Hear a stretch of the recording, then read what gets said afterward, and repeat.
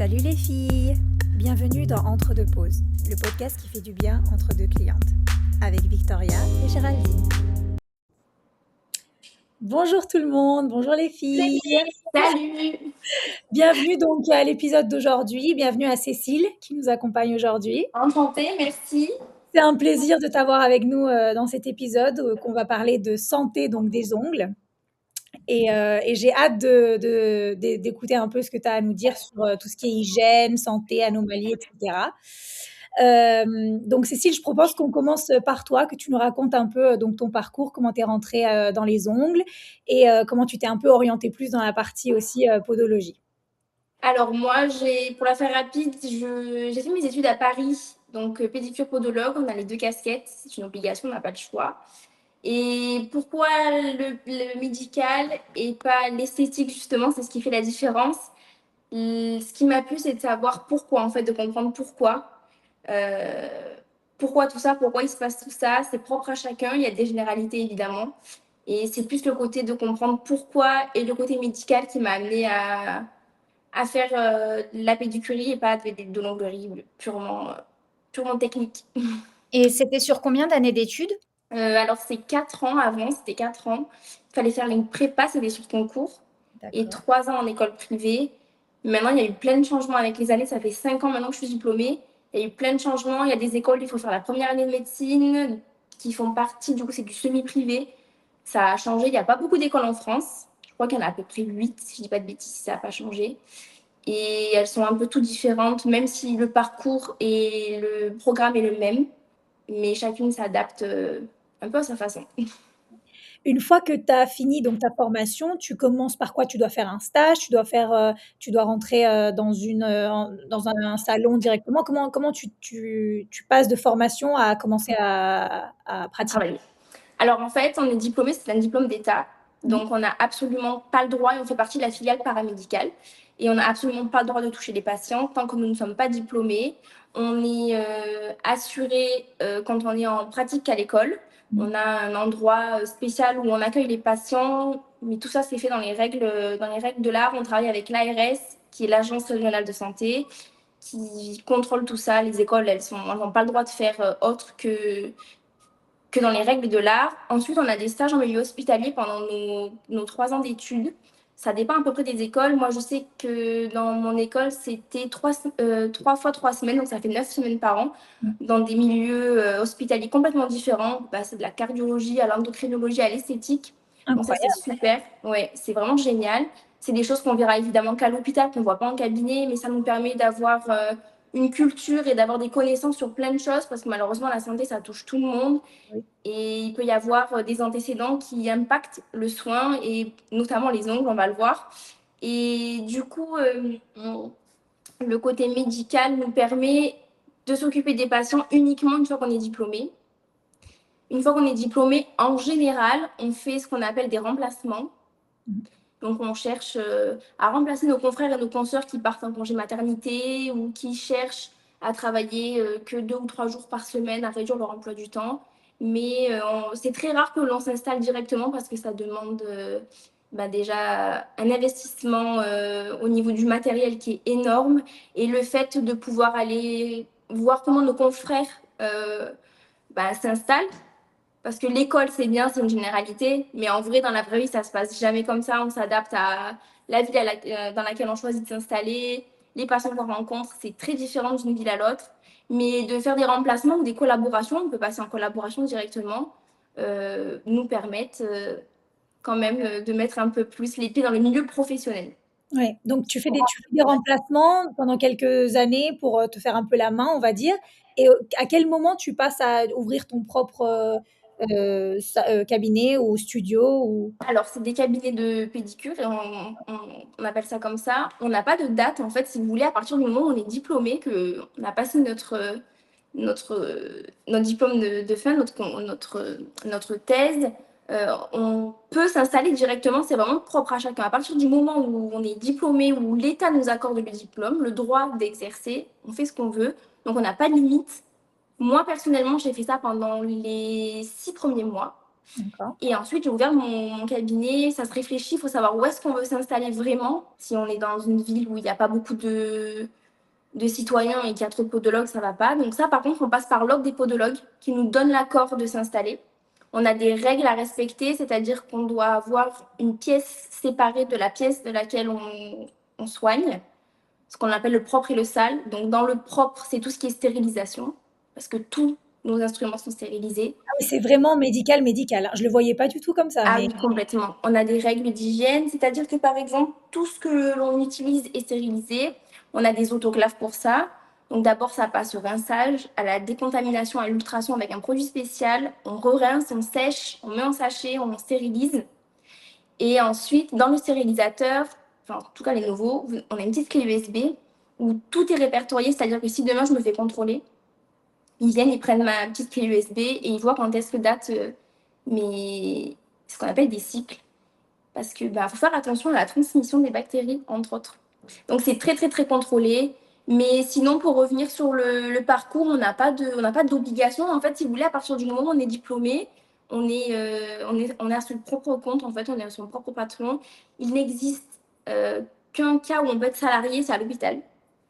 Sinon, on ne peut pas être salarié. C'est-à-dire que demain, si je m'installe en collaboration avec mon confrère, si c'est son cabinet que je viens l'aider, que je veux partir en vacances 2 semaines en décembre, il n'a pas le droit de me dire non. Alors évidemment, on s'arrange parce qu'il ne faut pas qu'on vienne impacter l'emploi du temps du confrère ou de la consoeur, mais on n'a pas de règles à s'imposer. d'accord. Complètement C'est toujours une autonome. collaboration. On peut être en collaboration, mais c'est jamais du salarial en fait. D'accord. On n'a pas le droit d'avoir de salarié si on est une secrétaire. Mais c'est le seul salarié qu'on a le droit. Sinon, sinon c'est de la collaboration. Ça veut dire que chacun a son numéro de sécurité sociale, chacun a ses identifiants, son matricule. On ne peut pas être salarié l'un de l'autre. Pour partir un peu sur le sujet un peu les pratiques malsaines dans les salons, est-ce que tu as pu, toi, témoigner dans les salons de choses que j'imagine que tu es déjà allé dans un salon d'ongles te faire les pieds. J'imagine que tu as dû voir des trucs où tu as fait ah, au secours. Donc, si tu peux nous raconter un peu les pratiques que tu vois dans les salons où tu te dis c'est pas comme ça va pas, faut avoir un peu plus d'hygiène ou voilà quoi. Voilà, ou quelques conseils aussi, pas forcément juste dénoncer ce que tu Oui, vois et Oui, dire bien sûr. moins, voilà, pour aider et justement, en fonction de ton parcours et ta vision et ce que tu as vu, comment on peut améliorer ce secteur-là. Bien sûr. Alors moi, le rôle avec les prothésistes ongulaires, je le vois plutôt complémentaire. C'est-à-dire qu'il n'y a pas de concurrence. C'est deux métiers qui sont complètement différents. La podologie, la pédicurie, c'est vraiment la casquette médicale. La prothésiste ongulaire, c'est le côté vraiment esthétique. Donc effectivement, je suis cliente de prothésistes ongulaires, les mains et les pieds. Alors, ce qu'il faut faire très attention, et malheureusement, ce que je vois beaucoup en cabinet, c'est que l'ongle, c'est un tissu, c'est un organe. Et on travaille, que ce soit la prothésiste ongulaire ou moi-même, on travaille sur la même base. Pour bien travailler, comme dans tout métier, il faut que la base soit bonne. Et ce que je vois souvent, c'est les personnes qui ont ce que j'appelle des cache-misères. C'est-à-dire que la prothésiste ongulaire, soit elle n'a pas pris le temps, attention, je ne dénigre aucune prothésiste ongulaire, hein, mais soit elle n'a pas pris le temps de vraiment observer, ou elle n'a peut-être pas osé, en se disant peut-être que la cliente va mal le prendre, en disant attention, vous avez quelque chose là qui peut poser problème ou un souci. Contrairement à la prothésiste ongulaire, ce qu'on a le droit, c'est qu'on a le droit au diagnostic. C'est-à-dire que nous sommes en capacité de dire « Madame, vous avez une mycose, il faut traiter ». La prothésiste ongulaire, ce qu'elle peut faire, elle, c'est dire « J'ai un doute, je vous conseille d'aller consulter. Personnellement, ma prothésiste ongulaire, elle a mes cartes et quand elle a un doute, elle me préconise, elle dit « voilà, vous pouvez aller voir Madame Sinus et pour que je puisse donner mon avis, mon diagnostic. » Alors, des fois, oui, des fois, non. C'est pas toujours facile de diagnostiquer, par exemple, une mycose. Mais il faut faire attention parce que ça peut prendre des proportions pas très sympas. C'est très long à traiter. Il n'existe pas de traitement vraiment miracle, si je puis dire. Un ongle, ça met entre 9 et 12 mois à pousser, à peu près. Ça dépend des personnes. Donc, quelqu'un qui a une petite atteinte, ça va aller plutôt vite. Mais il y a besoin d'un traitement. Il n'y a pas besoin que l'ongle se renferme. Alors, j'entends souvent dire on a besoin que les ongles respirent. L'ongle n'a pas besoin de respirer parce que l'ongle en soi n'est pas vascularisé, n'est pas irrigué. C'est-à-dire que quand on a l'ongle qui pousse, on a une partie blanche. La partie blanche, c'est la couleur naturelle de l'ongle. Elle paraît rose parce qu'elle adhère à un tissu qui est la plaque inguinale. Et en fait, le tissu de la peau est vascularisé. Effectivement, si là on perce, ça saigne, mais c'est la peau que l'on touche. L'ongle n'a pas vraiment besoin de respirer. L'ongle a besoin d'être traité correctement, de manière professionnelle, c'est-à-dire qu'il ne faut pas s'acharner avec les ponceuses, par exemple. Les cuticules, il faut y faire attention, il ne faut pas aller trop loin. Je reçois malheureusement beaucoup de patients qui ont des panaries, ce qu'on appelle. C'est des infections. Pour moi, on est vraiment complémentaires. Il faut communiquer, c'est très important. Il ne faut pas avoir peur de dire à une cliente, ben non, je ne vous touche pas. Et c'est aussi une façon que la prothésiste ongulaire a de se protéger. Parce que le fait de dire non, ben, alors peut-être qu'elle se trompe sur ce qu'elle peut observer, mais mieux vaut prévenir que guérir. Mais elle peut dire, bah, écoutez, non, par contre, je vous fais les autres ongles. Si les ongles sont sains et qu'il y a un qui est atteint, par exemple, on peut faire les 9 autres ongles. Celui-là, on ne le touche pas. On consulte un podologue qui va donner son avis, qui va poser son diagnostic. Et c'est aussi se protéger elle, protéger la cliente, mais aussi protéger les clientes d'après. Parce qu'il suffit, c'est très contagieux, c'est des cochonneries, vraiment, ça s'attrape en un rien de temps. Il suffit que la fraise, la lime à ongles, ait été contaminée par une bactérie, que la prothésiste ongulaire, ben, avec les clients suivants, utilise les mêmes outils, elle a un risque de contamination. Et ça, c'est pas chouette, vraiment. Donc, mieux vaut dire, écoutez, non, il faut le dire gentiment, il y a des façons de dire. Et en général, la cliente, elle risque de pas se braquer. Elle va comprendre que la prothésiste ongulaire, justement, est ultra professionnelle, fait son job et dit pas oui à tout. Il y a beaucoup de salons qui disent oui à tout par peur, je sais pas, de vexer ou dire ben non, de toute façon, la cliente, elle est là, donc je vais pas la refuser parce que sinon, je la perds. Au contraire, c'est comme ça qu'on fidélise ses clients. Ensuite, deuxième point sur lequel j'aimerais bien mettre une petite attention, c'est que quand on va dans un centre esthétique ou dans un salon de prothésiste ongulaire, la cliente, elle n'a pas besoin d'étaler son passé ou son présent médical. C'est-à-dire qu'il n'y a pas de dossier médical, ça ne regarde pas la prothésiste ongulaire, alors que nous, en tant que professionnels de santé, on a besoin de savoir si un patient a un problème de santé. Je prends un exemple, le diabète. D'accord ?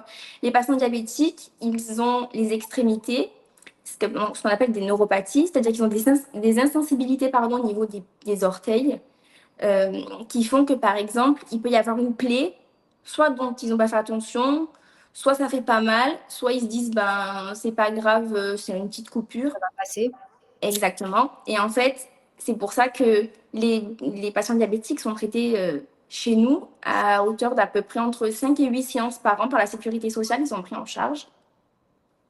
Ils peuvent faire leurs ongles chez notre prothésiste ongulaire, mais il n'a pas à exposer son dossier médical. Si demain, par exemple, une prothésiste ongulaire, sans faire exprès évidemment, coupe le patient en coupant les cuticules, si ce patient a des problèmes de cicatrisation, ou alors la prothésiste ongulaire n'ose pas trop dire bah, excusez-moi, je vous ai coupé, ou c'est rien, je vous désinfecte. Non, il faut aller un petit peu plus loin dans le sens où il faut mieux vaut prévenir que guérir, parce que dans les cas les plus importants, une infection qui est maltraitée, qui n'est pas prise à temps, ou qui est laissée de côté par le patient, peut amener, dans le cas le plus grave évidemment, à une amputation.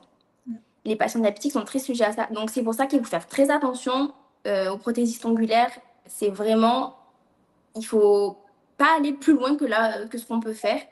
Voilà, il faut que les patients soient conscients. Moi, je sais que je communique beaucoup avec mes patients sur ça, parce que en général, c'est les femmes qui vont voir les prothésistes ongulaires.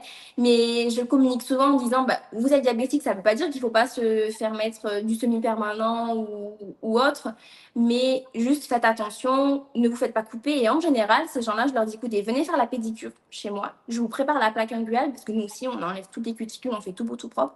Et ensuite, la prothésiste ongulaire, comme ça, elle pourra... Juste poser le verre. Esthétique. Exactement.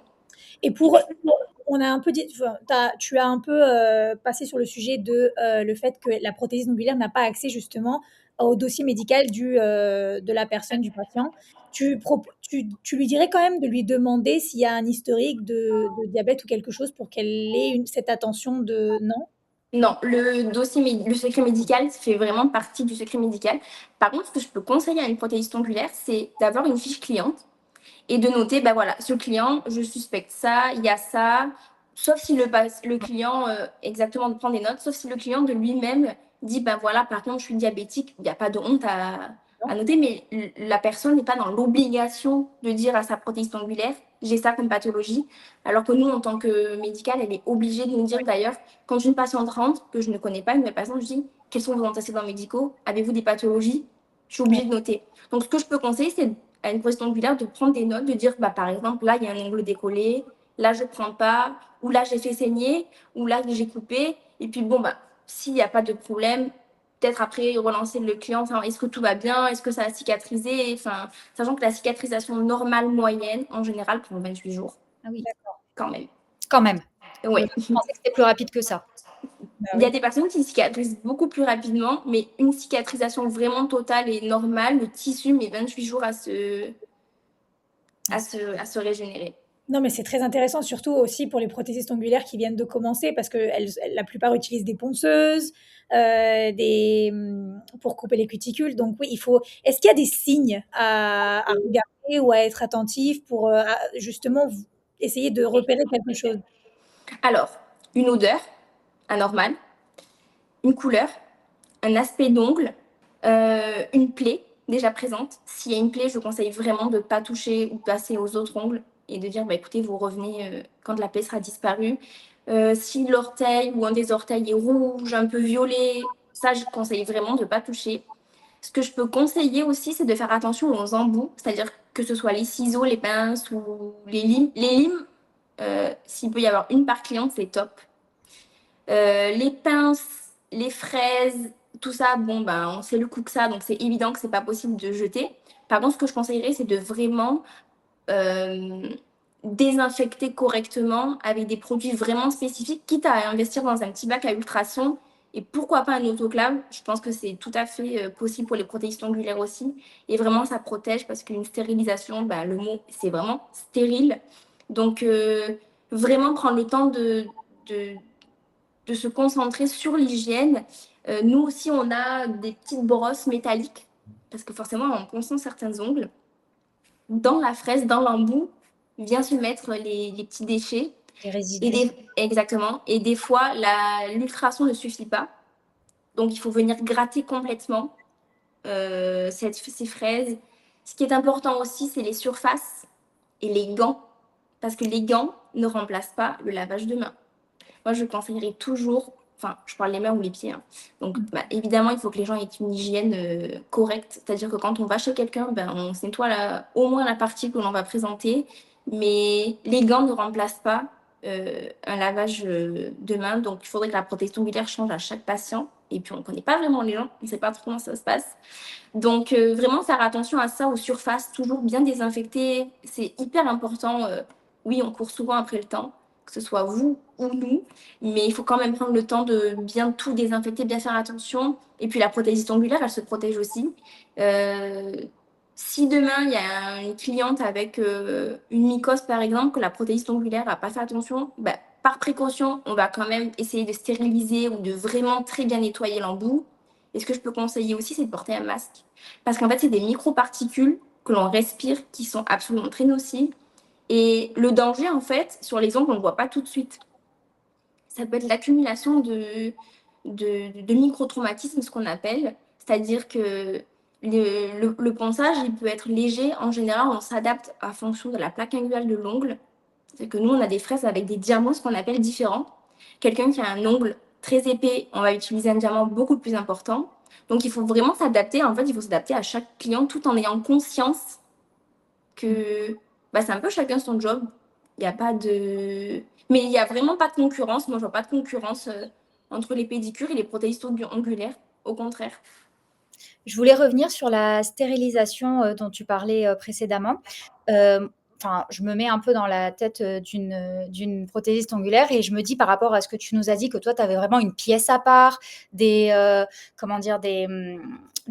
solvants très importants, vraiment spécifiques pour les podologues. Est-ce que c'est aussi accessible pour les prothésistes ongulaires? Oh oui. Alors, il ne faut évidemment pas que l'autoclave soit placé dans la pièce où il y a tout le monde, ou en tout cas le plus à l'écart possible. D'accord. Après, nous, c'est des normes que l'on est obligé de respecter, c'est-à-dire qu'on n'a pas l'accord de l'ARS de s'installer. Si on n'a pas ces deux pièces, on leur envoie les plans de notre cabinet avant de s'installer. les prothèses ongulaires, c'est pas obligatoire. Ça, c'est un conseil vraiment avec ma casquette de pédicure ou médicale. Je conseillerais aux prothésistes ongulaires de s'équiper. Ça vaut vraiment, vraiment le coup. Après, peut-être pas à chaque fois, mais en tout cas, la décontamination, c'est ultra important. Mais je pense pas que vous ayez la nécessité d'avoir une pièce à part. Celles qui ont la possibilité, c'est mieux.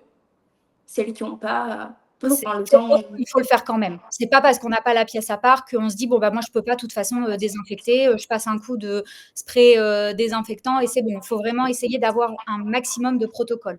Oui. D'accord. Okay. Moi, ça me fait penser aussi le spa où elles se font donc où tout le monde se fait les pieds dans les salons. Est-ce qu'il y a des méthodes à prendre que tu conseillerais à prendre plus spécifiques pour le spa, comment le désinfecter parce que c'est beaucoup plus compliqué que juste une petite pince. Donc, qu'est-ce que tu pourrais donner comme conseil à ce niveau-là? Ben, ce que je peux donner en conseil à ce niveau-là, c'est soit il faut être vraiment très très à l'affût et au courant de toutes les règles d'hygiène possibles, mais c'est très compliqué dans le sens où il faut vraiment le faire après chaque personne. Après, je suis vraiment dans une optique où c'est vraiment chacun son métier, c'est-à-dire que le soin de pédicure, il en fait chez une podologue. Et ce qui est l'esthétique, on le fait chez une esthéticienne ou chez une prothésiste ongulaire. C'est-à-dire que moi, demain, si j'ai une patiente qui me dit est-ce que vous pouvez vous poser le vernis? Ben, en fait, non. Et même si je savais le faire, non, ce n'est pas mon métier. C'est vraiment chacun son truc. Après, malheureusement, ce que je veux dire, ça peut peut-être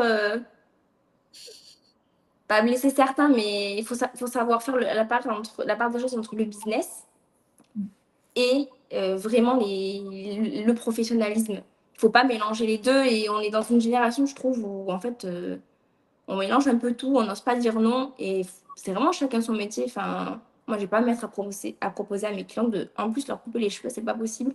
Donc, non, c'est vraiment chacun son métier. Puis, moi, mes patients, je les oriente chez mes voisins quand il y a besoin de produits, quand il y a besoin. Et au contraire, il y a des super trucs, il y a des bons conseils aussi de la part de tout le monde. Je pense que tout est bon à prendre. Ce que j'aime bien dans mon métier, c'est la pluridisciplinarité. C'est-à-dire que je travaille avec plein de professionnels. Alors évidemment avec des médecins, avec des kinés, avec des chirurgiens, mais aussi je travaille avec des prothésistes ongulaires, avec des fournisseurs. Et en fait, le bon vouloir et la bonne entente de tout le monde fait que finalement, le client ou le patient, il est entre super mains et tout va bien. Oui, bien sûr. Pour passer un peu à donc les pathologies spécifiquement des ongles, est-ce qu'il y a, on a parlé un peu de mycose déjà, de Panari, est-ce qu'il y en a d'autres que tu pourrais citer comme ça, de très courants, que tu vois souvent et qu'il faut avoir un œil dessus? Oui, alors il y a l'onycholyse, c'est-à-dire c'est le décollement de l'ongle. Il faut faire attention parce qu'une onycholyse, n'est pas une pathologie, mais le fait que l'ongle n'adhère plus à la plaque ongulaire, ça peut être une porte d'entrée aux bactéries et là peut se développer plein de choses. Et ensuite, il y a les ongles dystrophiques, c'est-à-dire qu'il y en a qui ont des ongles qui sont anormalement formés, soit parce qu'ils sont nés comme ça, soit parce qu'il y a eu un très gros choc qui fait que la matrice a été atteinte et que l'ongle n'est plus normal. Ça, c'est ce qu'on voit. Mais ce que l'on peut voir vraiment le plus, c'est l'onycholyse, la mycose, les ongles dystrophiques, les panaris, ça j'en ai beaucoup, et les ongles incarnés. C'est-à-dire que les ongles, vraiment, il ne faut pas les faire couper par n'importe qui. Un ongle incarné, ça vient très très vite et ça peut avoir des conséquences très graves dans le sens où j'ai mes limites, effectivement, en tant que pédicure podologue. Et une fois que mes limites sont atteintes, si je n'arrive pas à soigner mon patient, j'oriente vers un chirurgien orthopédique qui lui s'occupera d'opérer la personne parce qu'il y a différents stades et à un moment donné, quand le stade atteint le maximum, il faut aller consulter un chirurgien orthopédique. C'est les pathologies que je rencontre le plus, donc c'est vraiment celle-ci, il faut faire attention. Et il faut vraiment, vraiment pas avoir peur, de dire non aux clientes. Non, je touche pas. C'est vraiment une façon de se protéger et je trouve de protéger la cliente aussi.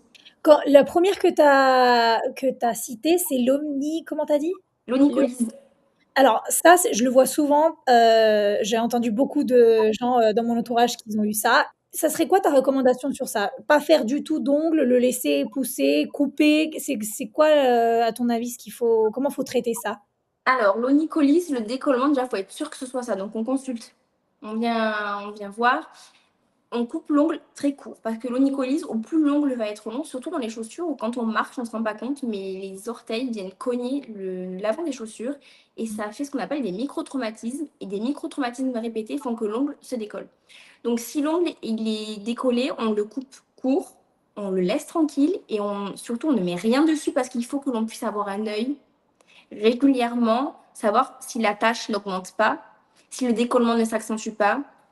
Mais on peut mettre de l'huile de ricin, du durcisseur, des soins pour les ongles, ça oui, mais surtout ne pas cacher, parce que cacher, c'est des fois aggraver et ne pas voir et ne pas pouvoir anticiper assez rapidement. Et après, quand on arrive et que des fois, il est trop tard. Et on ne peut plus faire grand-chose si ce n'est que traiter, ne plus rien faire du tout. Des fois, mieux vaut ne rien faire pendant peut-être 1 ou 2 mois et après pouvoir mettre les pieds en éventail, surtout l'été. Ce que je peux conseiller aussi, c'est l'hiver. Ne faites pas de semi-permanent. Laissez les pieds tranquilles.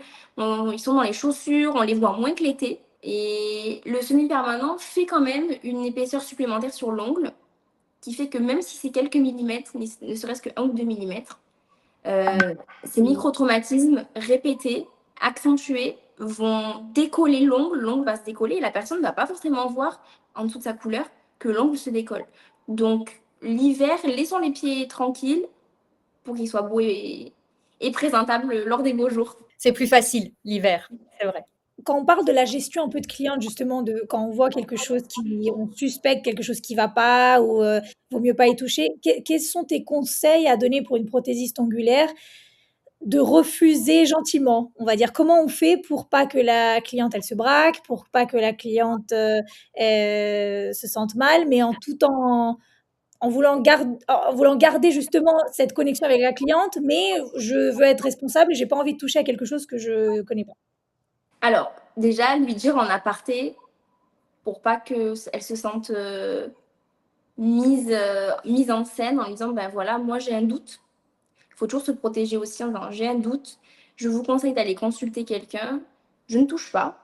Je vous dis, si elle a vraiment un ongle qui pose suspect, on peut faire les autres. Si on est sûr que les autres, il n'y a pas de point d'interrogation, on ne touche pas, on dit, écoutez, je vous laisse aller conseiller un professionnel de santé. On dit, il faut aller voir une podologue ou une dermatologue, ça dépend de l'état de ce qu'on peut observer. Et ensuite, une fois que c'est traité, vous revenez me voir et je continuerai, on refera sur une base saine. Et des clientes sensées vont comprendre que la prothésiste ongulaire, ce qu'elle fait, c'est pas méchant, c'est pas dénigrant. Au contraire, ça prouve que la prothésiste ongulaire a un côté vraiment professionnel, préventif, en se protégeant aussi évidemment. Puis la cliente, elle va comprendre qu'en faisant ça, elle permet d'éviter aux autres clientes d'éventuellement pouvoir avoir quelque chose et puis de se dire elle a fait pour moi, elle va le faire, elle a dû le faire déjà pour d'autres personnes, elle le fera pour les prochaines, mais vraiment si la personne le dit calmement, gentiment et en orientant aussi, ça c'est important d'orienter, on lâche pas la cliente dans la nature, on dit pas non je ne touche pas, on explique, on essaye d'expliquer comme on peut. On essaye d'avoir un contact à qui proposer à la cliente. Comme ça, la cliente va se sentir rassurée et déjà prise en charge. Mais la cliente, elle va comprendre que c'est pour son bien. Et puis la prothésiste ongulaire, elle se protège vraiment, vraiment en refusant gentiment. Il y a des façons de dire, il y a des formes à mettre, évidemment. Mais c'est ultra important. Oui, c'est vraiment un accompagnement, en fait. Complètement. Complètement. Je conseillerais à la prothésiste ongulaire de ne pas dire vous avez un champignon. Pas donner du tout de diagnostic, en fait. Pas se prononcer. Exactement. En disant juste j'ai un doute, je vous conseille d'aller consulter. Et puis si c'est rien, moi ça m'est déjà arrivé que des prothésistes ongulaires aient des doutes en cabinet, j'ai consulté et je me suis rendu compte que c'était des décollements. Alors, je conseille de rien faire quand il y a des décollements, mais je ne peux pas empêcher la patiente. D'ailleurs, on ne peut empêcher personne. Et d'ailleurs, j'avais fait un message à la prothésiste ongulaire en disant voilà, j'ai bien reçu madame machin, déjà merci de me l'avoir orientée et je n'ai pas diagnostiqué de problème. Vous pouvez, si elle le souhaite. Ça, c'était justement ma question suivante. C'était à quel moment la pause est possible. C'est-à-dire que la cliente, elle revient, elle te dit, voilà, j'ai consulté ma podologue, il y a clairement un décollement, il y a clairement quelque chose qui n'est pas, que tu vois pas dans des ongles, on va dire, normaux. Mais elle m'a dit que tout allait bien. Enfin, donc, dans ces cas-là, c'est possible de faire la pause, même si ça a l'air d'être quand même un décollement. Oui. Bah après, c'est au choix de la cliente. Moi, je conseille de rien faire quand il y a un décollement. Je peux pas empêcher. Je donne des conseils, c'est-à-dire que quand il y a un décollement, pour éviter, on fait déjà des ongles courts. Parce qu'au plus c'est long, au plus ça va se décoller, au plus ça va rentrer. On nettoie avec une brosse à ongles l'ongle à la douche. Et ensuite, on essaye de sécher un maximum. Donc, c'est très difficile d'aller sécher sous les ongles. Je peux donner un conseil avec un sèche-cheveux. Et l'humidité va partir.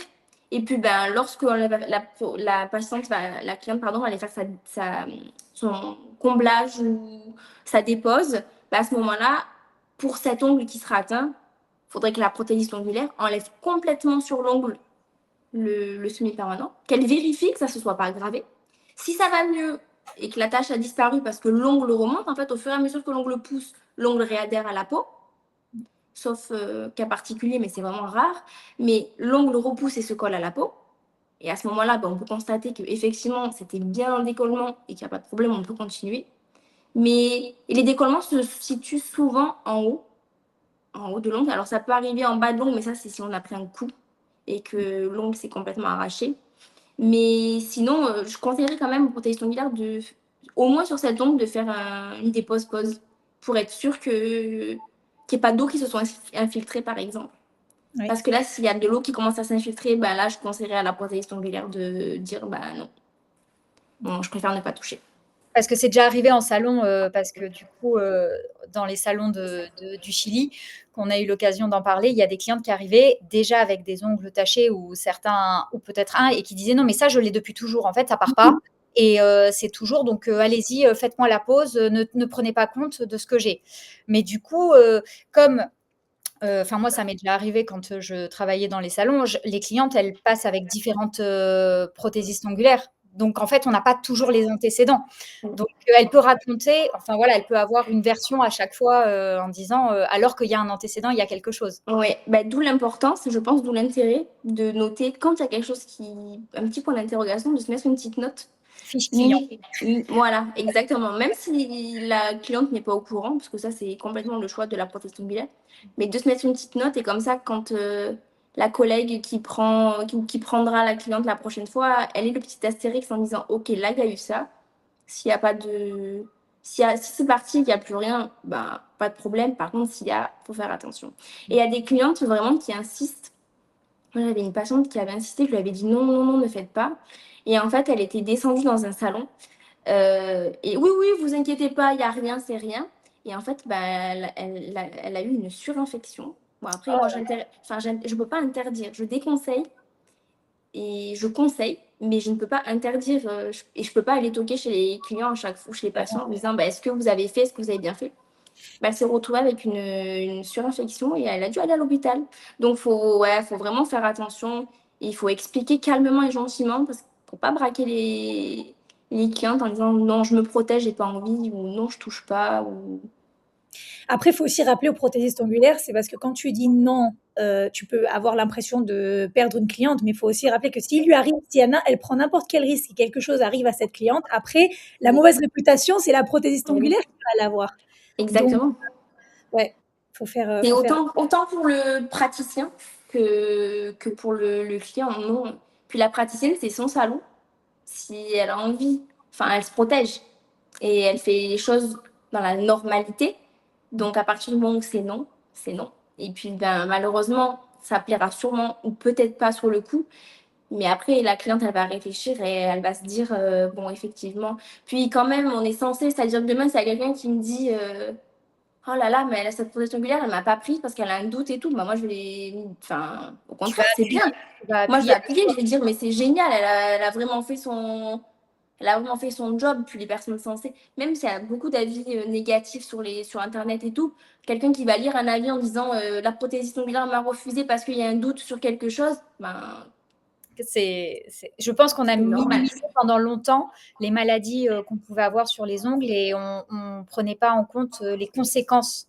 c'est vraiment important justement d'en parler et de montrer ce qui peut arriver parce qu'on ne s'en rend pas compte, mais ça peut aller très très loin. Comme tu disais, une hospitalisation. Donc, c'est vraiment un sujet à prendre en compte. Tout à fait. Et pousser aussi à la collaboration justement des prothésistes ongulaires avec les podologues dès qu'elles ont des questions, dès qu'elles ne sont pas sûres. Pousser à leur dire, écoutez, allez voir. Moi, je ne peux pas faire de diagnostic, mais Cécile qui est à côté, elle peut. Et voilà, pousser à ça, quoi. C'est très C'est ça, important. mais moi, les patientes qui ont des plaques inguinales qui sont très abîmées parce que malheureusement, la ponceuse. Alors après, je ne suis pas trop à jour sur les trucs. Je sais que le TPO, même si je ne sais pas à quoi ça correspond, ça a été interdit. Mais je ne sais pas si ça fait partie de la composition des produits que l'on met, par exemple, pour enlever du semi-permanent dans les papillotes, dans le dissolvant avec acétone. Ça, c'est la meilleure des déposes. Ça prend du temps, mais c'est vraiment la meilleure des déposes. Je crois que c'est vraiment pas beaucoup pratiqué. Je sais pas s'il y a du TPO dans ces trucs-là ou pas, mais en tout cas, je peux conseiller aux protéistes ongulaires de vraiment. Oui, non, le TPO, il est surtout dans les vernis. En fait, le TPO, c'est un agent de liaison. C'est un agent de liaison qui fait que le semi-permanent durcisse et s'attache. Donc, il n'est pas dans les produits comme le dissolvant. Autour de la dépose dont tu parles pour une question de temps. Alors, il y a beaucoup de prothésistes ongulaires qui l'utilisent encore justement pour ne pas abîmer l'ongle et qui trouvent qu'en faisant une dépose comme ça, c'est moins agressif et ça abîme moins l'ongle. Et certaines clientes le voient aussi. Et après, il y a eu la ponceuse où là, c'est un gain de temps. Mais par contre, j'ai eu beaucoup de retours aussi que voilà, les clients ont vu leur ongle abîmé et à la repousse aussi. C'est-à-dire que même en repoussant, l'ongle était toujours abîmé alors que c'était une repousse. Donc, c'est là qu'elles se sont posées des questions sur les pratiques de dépose. Et elles font attention maintenant. Ouais, non, là, vraiment, la dépose avec les papillotes, j'appelle ça comme ça. C'est vraiment génial. Et après, l'ongle, c'est quand même très fin, ça fait 1 millimètre. Et il y a des couches de protection quand même sur l'ongle. Hein. L'ongle, c'est un organe, il y a des choses dessus. C'est composé de plein de choses, dont de la kératine. Mais quand on ponce, il faut faire attention à vraiment pas aller trop loin. Quand ça commence à chauffer, déjà, c'est pas bon signe. La plaque inguinale, c'est très fin. En dessous, il y a la peau. J'ai déjà vu des gens avec des trous parce que c'est allé trop loin. Alors oui, c'est rapide. Mais après, il faut faire les choses avec vraiment bonne conscience. Et moi, je trouve que c'est quand même comme ça qu'on fidélise quand même vachement les clients. Elles vont se dire, waouh, cette dame, elle fait vraiment attention, ou ce monsieur d'ailleurs. Mais la protection ongulaire fait vraiment attention avec de la conscience professionnelle. Ouais, c'est vraiment la conscience professionnelle. Bah écoute, super. Merci beaucoup, Cécile. Hein. Franchement, merci à toutes les deux. Très intéressant, vraiment. On a appris vraiment beaucoup de choses, comme vraiment. Et dites-vous que ce qui est valable pour les pieds, c'est valable pour les mains aussi. Oui. C'est la même chose. Merci. Là, on a appris plein de choses. S'il y a plus de questions dans les commentaires, de toute façon, tu nous aideras à les répondre. Hein, parce que... Avec plaisir, pas de souci. C'est très technique. Ouais. Et donc, on se retrouve la semaine prochaine, Géraldine. Oui, sur le marketing. Du coup, on sera toutes les deux et tu vas pouvoir nous expliquer plus en détail le marketing et nous expliquer pour les prothésistes ongulaires et les salons d'esthétique ce qu'ils peuvent mettre en place sur ce sujet-là. Voilà. Intéressant les filles ce que vous faites, bravo. Merci d'avoir pensé à moi, c'est gentil. Et puis n'hésitez pas si vous avez besoin une prochaine fois pour un autre épisode. Vous savez. Avec plaisir. Vraiment, on a adoré partager ce moment avec toi. Merci beaucoup. Merci les filles, c'est gentil. Bonne fête. À bientôt. Merci vous aussi, bonne fête de fin d'année.